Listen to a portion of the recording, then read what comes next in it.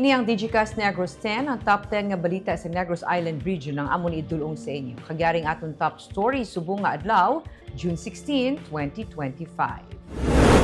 Bacolod, may una na nga kumpirmado nga kaso sang Mpox. City Health Office nagpatuman na sang tikang agud mapahiway ang paglaton sang balatian. Late enrollees kakulang sang classroom pila sa nagapabilin nga problema sa pagbukas sang klase. Emergency shelter ginapatukod bilang temporaryo nga salayluhan sa mga internally displaced persons sa Banwa sa La Castillana.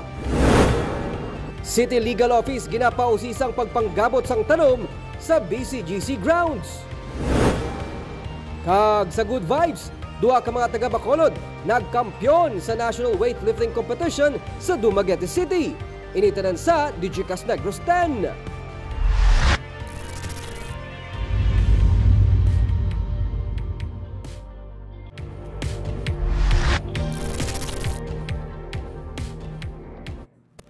Sa number 10, may dako sa gihapon nga tsansa sa pag-ulan sa bilog nga Visayas. LPA na monitor sa sulod sang PAR. As of 2 p.m., may na-monitor ang pag-asa nga low pressure area sa sulod sang Philippine Area of Responsibility. Pero sa subong, ginalantaw nga hindi ini mag-develop sa isa ka bagyo sa sulod sang 24 oras. Sa forecast sang pag-asa, may dako nga tsansa sang pagbubo sang ulan sa Visayas nga nagalakip sang isla sang Negros bangod sang epekto sang easterlies o kun ang mainit nga hangin gikan sa Pacific Ocean. May dala ini nga panganod nga nagatabon sa Visayas nga amo ang nagadala sang ulan. Ang ITCZ naman o kun ang Intertropical Convergence Zone ang nagaapekto sa area sang Mindanao.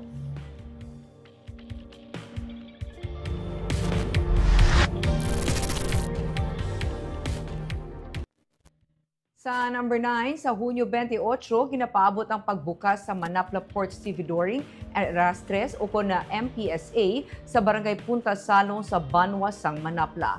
Apat ka biyahe sa kada adlaw padulong sa Ahoy sa Iloilo kag pabalik ang ginatanyag sini.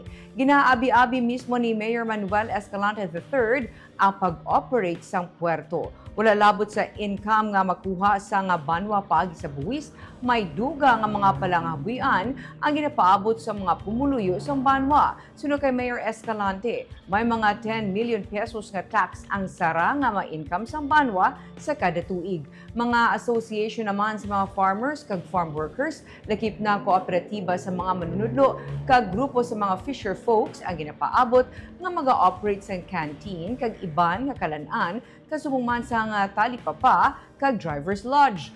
Ang ini nga mga facilities ang patukod pa man sa tuyo nga masabat ang kinahanglanon sa mga pasahero kag iban pa nga kliyente nga mag-avail sang services sang puerto. Sunod kay Dave Veserosa, isa sa mga board members ng MPSA, iga-announce nila ang fare o kung ang sukot sa pamasahe. Ini ang mas barato kung ipaanggin sa iban. Gikan sa Bacolod via sa Circumferential Road, padulong Banagwa, 39 kilometers ang kalayuon sa Manapla Port. Kung gikan naman sa Escalante Port, 59.2 kilometers ang kalayuon sa Manapla Port.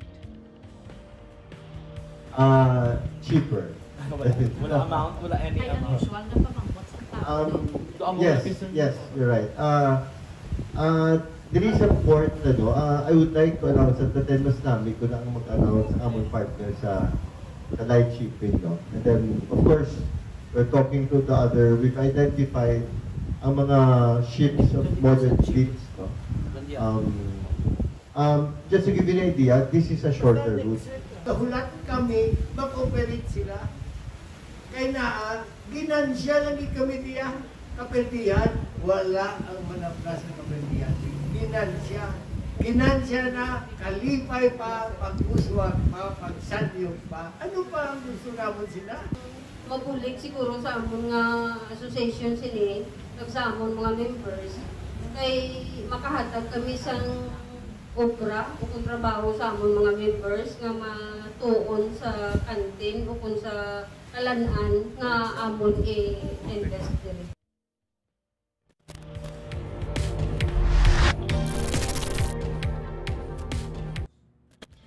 Sa number 8, may 90 na sa karon ka mga emergency shelter tents ang ginpatukod sa duta sang La Castellana LGU sa sitio Villa Caña sa Barangay Robles para sa mga internally displaced persons o kun IDPs nga gikan sa Barangay Cabagnaan.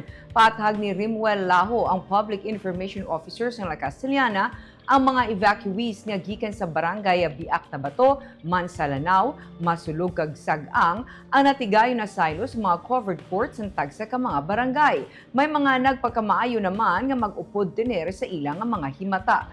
Ang mga evacuees naman nga gikan sa Cabagnaan sa karon ang ginsaylo gikan sa La Castellana Elementary School padulong sa La Castellana National High School, Senior High School. Una na nga nagsaylo o kung nasaylo ang mga senior citizen, mga persons with disability kag mga nagabusong. May mga evacuees man sa Cabagnaan nga nagapabilin sa La Castellana National High School, Junior High School. Suno kay Laho, en kaso nga kulangon ang mga lugar sa eskwelahan nga tiniran, sa emergency shelter tents na magasaylo ang evacuees.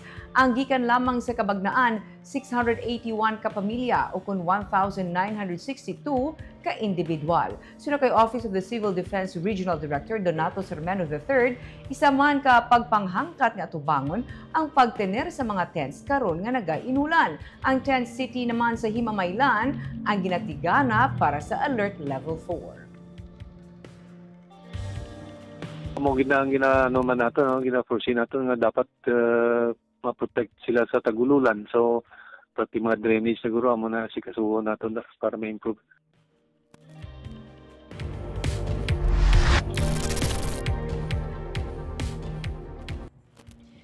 Sa number 7, mag-asawa patay matapos magbungguan na ang isa ka multicab kag pick-up. Patay ang mag-asawa nga Sanday Joselito kag Janice Eluna sa Zamboanguita, Negros Oriental matapos mabungguan sa isa ka pick-up ang ila ginasakyan nga multicab. Sa investigasyon sa Siaton PNP, Biyernes ang aga sang padulong kuntani sa simbahan ang mag-asawa sa Bayawan City. Pero sa paglabot nila sa highway sa barangay Kabangahan sa Siaton sa Negros Oriental, nabungguan sila sang pick-up nga nagadalagan halin sa pihak naman nga direksyon. Isa ka 82 anyos ang nagadala sang pick-up nga ginkilala kay alias Anastasio.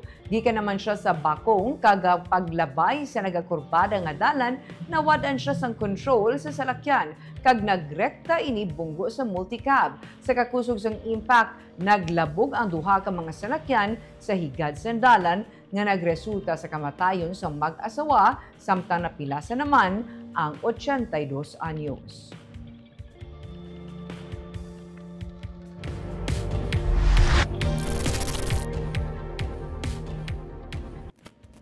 Sa number 6, motorcycle rider nakabunggo sa ido sa dalan, naglabog kag nabunggo sa bus, patay. Patay ang lalaki nga nagadala sa motorsiklo nga ginkilala kay alias Dondon sa mabunggo ang iya motorsiklo sa isa ka bus sa National Highway sa barangay Bunawon, Siaton, Negros Oriental, Biyernes ang hapon. Sa report ng Siaton PNP, ang Ceres bus ang padulong sa Dumaguete City, samtang sa pihak naman nga direksyon ang motorsiklo. Base sa pahayag sa mga saksi, may nabungguan nga ido nga nagtabok sa dalan ang motorsiklo nga nagresulta sa pagkadto sini sa pihak nga lane kag nagrekta bunggo sa nagapadulong nga bus. Sa kakusog sang impact, nalampos pa ang driver sa motor sa windshield sang bus. Nag-angkon siya sa mga samad sa lawas kag gindeklarar nga patay na pag-abot sa ospital. Liwat-liwat ang otoridad sa panumdum sa publiko nga ang ido ang dapat wala ginapabayan sa dalan kay mahimo ini mabungguan sa nga motorista kag magresulta sa trahedya.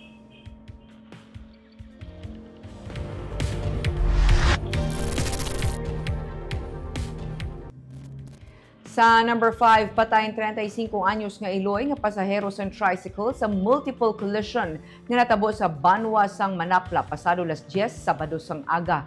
Base sa report sa Manapla PNP, nagpondo na sa inner lane sakop sang National Highway sa Barangay Punta Mesa kag nagasignal na nga mapaliko ang tricycle sang ini ang nabungguan sa pangulihi nga bahin sang Nissan sedan, nagabiyahe o kung nagabiyahe naman padulong sa Bacolod gikan sa Cadiz. Sa police report bangod sang impact, nagkadto sa inner lane sang pihak nga dalan ang tricycle. Rason nga nabungguan naman ini sang Hyundai sedan nga gikan naman sa Bacolod padulong sa Cadiz. Sunod sa pulis, dead on arrival sa Dr. Gustilo Hospital sa Manapla ang 35 anyos nga ginkilala kay Renalyn Tiling. Agum naman sang minor injury ang anak sini nga nagapang-edaron 4 ka tuig. Sunod sa hepe sa Manapla PNP, Major Robelito Mariano, mayara sang amicable settlement sa tunga sang pamilya sa napatay kag sa driver sang Hyundai kag Nissan. Sila ang na-release naman sunod kay Mariano kasunod sang pagpirma sang pamilya sang affidavit of non-interest.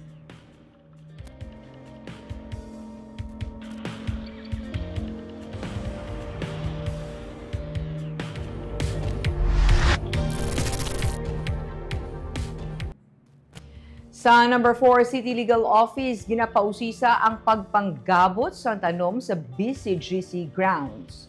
Sang Hunyo 12 na alarma ang pila ka mga personnel sa Public Order and Safety Office sang pinagabot sa mga personnel ni Portia Familiaran nga Mrs. ni Vice Mayor Elcida Familiaran ang pila ka mga tanom sa kilid kag atubang sa Bacolod City Government Center. Ini ang gilayon nga gin-report sa pamunuan sang Office of the Building Official sa pulis. Ginsiling ni City Legal Officer Carol Joseph Chu, ginausisa na nila ang insidente para sa posible pagpasaka ng kaso sa mga responsable sa pagpanggabot sang tanom. Pero sa Facebook post ni Familiaran, iya ginpathag nga iya lamang ginkakas ang mga laya kag sobra na kadalagko nga mga tanom kabangdanan nga kinahanglan mapatuman ang adjustment sa landscaping. Ginpatpat niya nga mismo si Mayor Albi Benitez ang naghinyo kag nag-appoint sa iya sang 2023 para pamunuan ang Clean and Green Program. Rason nga personal niya nga gingastuhan ang mga tanom kaga pagpatahom sa palibot sa BCGC. Tubtob karon, wala sang formal nga deed of donation, kontrata kag bisan reimbursement sa iya nagasto. Gani nagapati siya nga hindi makabig illegal ang tuyo nga pagsaylo sa mga tanom nga iya man personal nga advocacy kag pinangabudlayan. Hindi niya man luyag hibaluon pa ang motibo sa tuyo nga pagguba sa iya reputasyon, ilabi na nga manugbiya na sa pwesto ang iya bana bilang vice alkalde. She is laying down ang iya defense naman, iya na dipinsa kung ano na magkinatabo, kung ano ang mga proseso nga tahakon sa city to protect man the interest of the city with regards to that. We have to remember ang mga plans now kay mga improvements kung ano daw the improvements na sila once attached to the land forms part na sa isang land.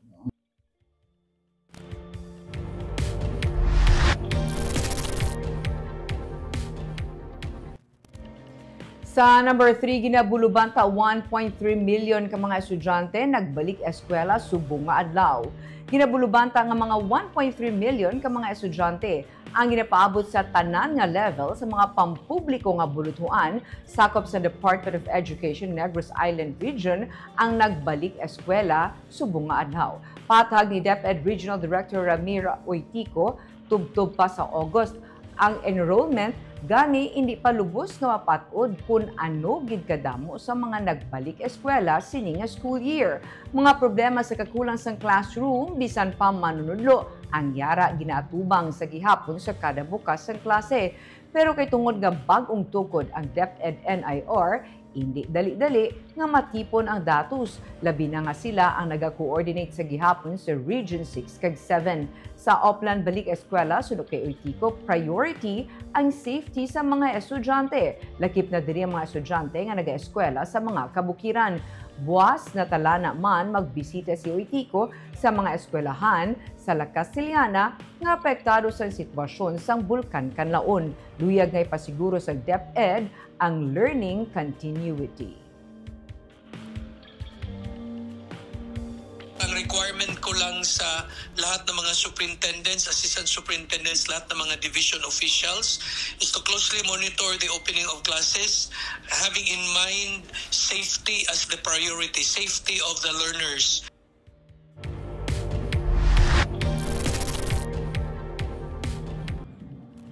Sa number 2, late enrollees kakulang sang classroom pila sa mga nagapabilin nga problema sa pagbukas sang klase sa Bacolod.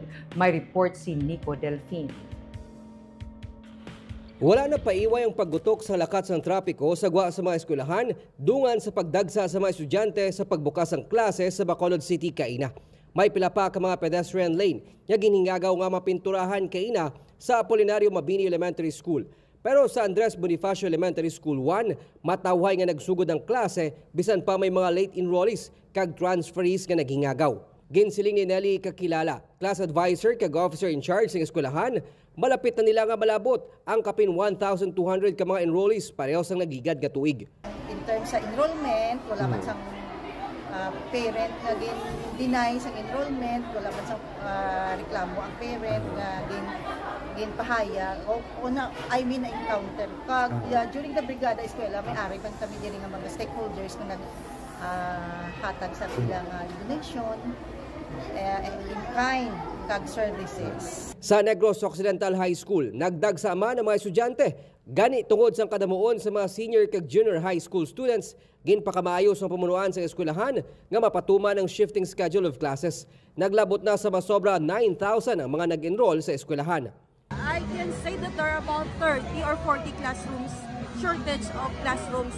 The fact that the senior high school is having shifts, no morning and afternoon, because we lack classrooms. So just to accommodate all of this, we have to shift our classes morning and afternoon. May 94,338 ka estudyante ang na-enroll sa 199 ka mga public ag private schools sa Bacolod sining nga tuig. Sarang pa ini magsaka sa unang nga semana suno sa DepEd. Sa record sang Department of Education, Division of Bacolod City, may 94,338 ka estudyante ang na-enroll sa 199 ka mga public ag private schools sa Bacolod sining nga tuig. Sarang pa ini magsaka sa unang nga semana sa pagbukas ng klase, gani padayon ang pagbaton sang DepEd sa mga enrollees. Nico Delfin para sa DigiCast Negros.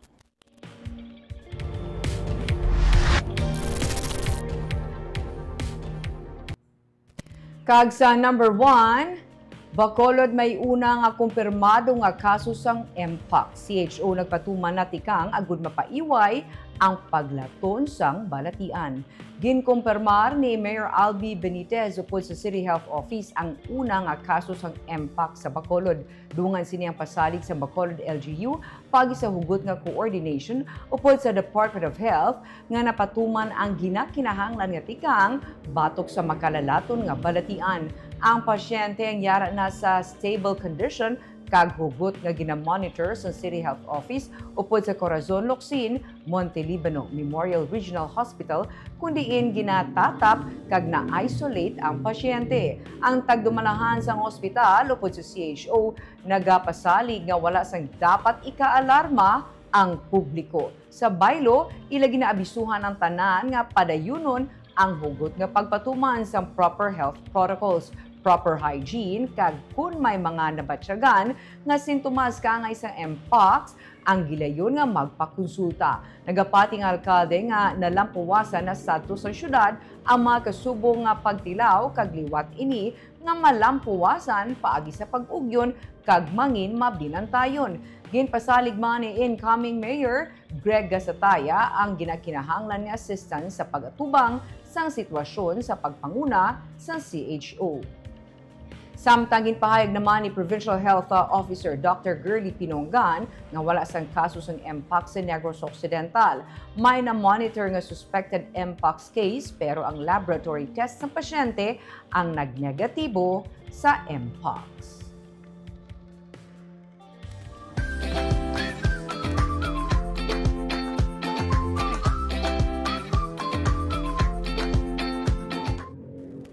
Kag sa Good Vibes, duha ka mga Bacolod noon nga estudyante na lakip diring anay track and field athlete nga nagabiyahe sang e-bike ang nagkampiyon sa National Weightlifting Competition sa Dumaguete City. May report si Nico Delfin.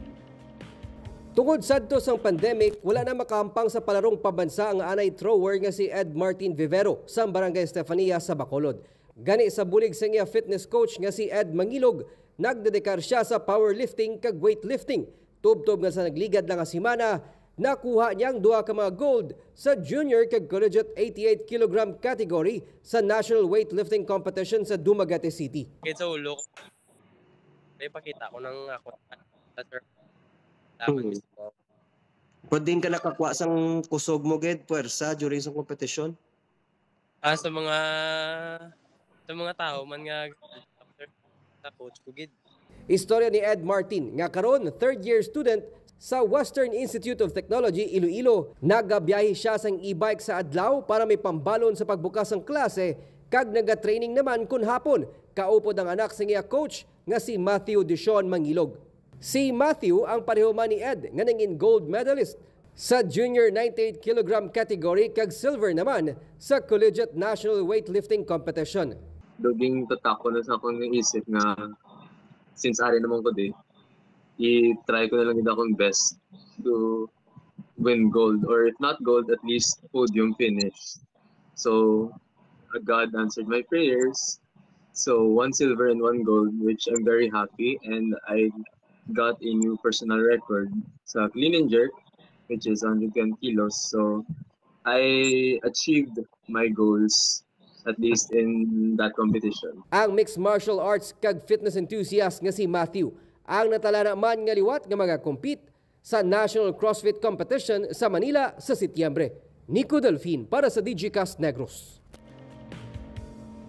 And of course, kita naga-shout out sa ating mga live viewers kay Jocelyn Loquero, maayong hapon sa imo. Si Anneli naman nagahambal hi to David Ezra Israel. Kag good afternoon kay Lyndon Sunyo, kag Mirna Garrido Clavel. Good PM DigiCast watching from Binalbagan. Good afternoon man kay John Randolph Rubin. Kay Romy Castillo, good afternoon, DigiCast Negros, watching from Barangay 29 sa Bacolod City. God bless you. Jolly La Chica, good afternoon, ma'am, watching from Ilihan, Batangas. Kay Maricon Gamboa Hiyashi, good evening. Kag kay Chona Evangelista Queredo, good afternoon, DigiCast Negros, watching from Singapore. Kagamuyan to ang top 10 stories of the day. Tubtubwa. Sa si Barbara Mijares, maayong hapon.